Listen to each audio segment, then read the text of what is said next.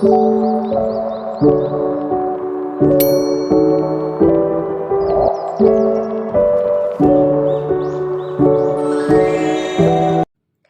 Songo. Wali adalah wali Allah yang mempunyai makna orang yang mencintai dan dicintai Allah. Sedangkan Songo berasal dari bahasa Jawa yang bermakna 9.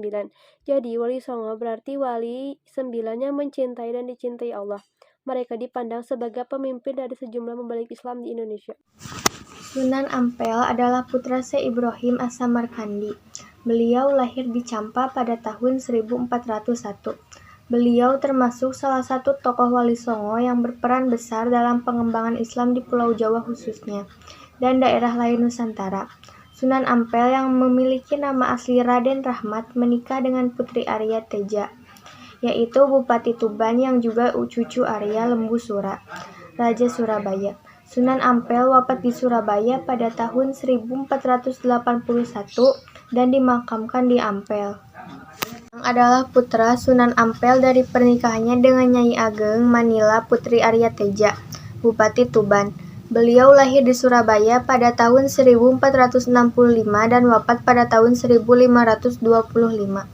Makam Sunan Bonang berada di Tuban. Beliau dikenal juga dengan nama Raden Maulana Makdum Ibrahim dan masih termasuk saudara sepupu dari Sunan Kalijaga. Sunan Giri. Nama asli beliau adalah Raden Paku dan dikenal juga dengan nama Raden Ainul Yakin. Beliau merupakan putra dari Maulana Ishak. Beliau berdakwah di daerah Giri dan sekitarnya. Selain itu, beliau banyak mengirimkan para dai ke luar Jawa, seperti Madura, Ternate, dan Tidore. Sunan Giri wafat tahun 1506 dan dimakamkan di daerah Giri, Gresik, Jawa Timur. Beliau dikenal dengan panggilan Maulana Malik Ibrahim. Sunan Gresik dianggap sebagai ulama atau yang menyebarkan Islam pertama ke Pulau Jawa sehingga dianggap sebagai wali senior di antara para wali lainnya. Maulana Malik Ibrahim meninggal pada 12 Rabiul Awal 882 Hijriah atau 8 April 1419. Jenazah beliau dimakamkan di Gapura Wetan, Gresik. Sunan Rajat lahir di Ampel, Surabaya pada tahun 1407 dengan nama asli Raden Kasim atau Saripudin. Sunan Rajat merupakan adik Sunan Bonang, putra dari Sunan Ampel. Sunan Rajat dikenal sebagai tokoh yang mengedepankan dakwah Islam melalui pendidikan budi pekerti bagi masyarakat. Ia wafat pada pertengahan Sunan Kalijaga. Raden Masyahid.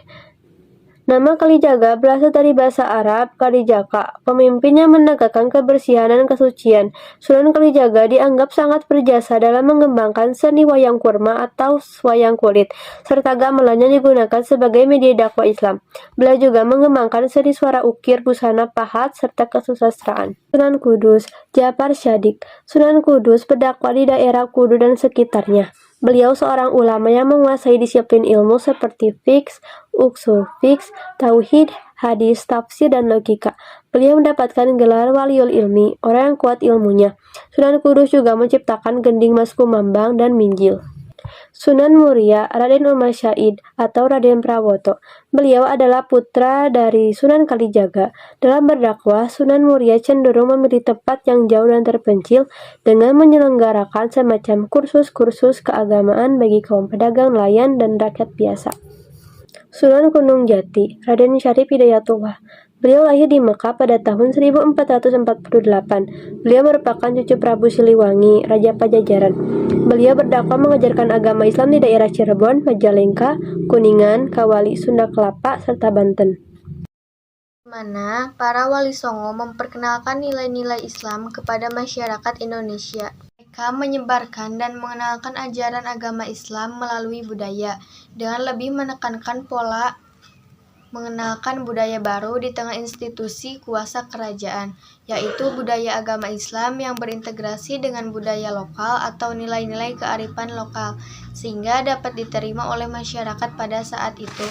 Bagaimana cara Wali Songo melakukan proses akulturasi dari pertunjukan wayang kulit untuk dakwah Islam? Berdakwah dengan menggunakan wayang kulit, Sunan Kalijaga mengganti cerita wayang yang sebelumnya tentang Ramayana dan Mahabharata dari cerita ajaran Hindu diubah dengan memasukkan cerita-cerita Islam. Bentuk wayang juga diubah, di mana mengubah dari bentuk manusia menjadi bentuk kreasi baru yang mirip karikatur.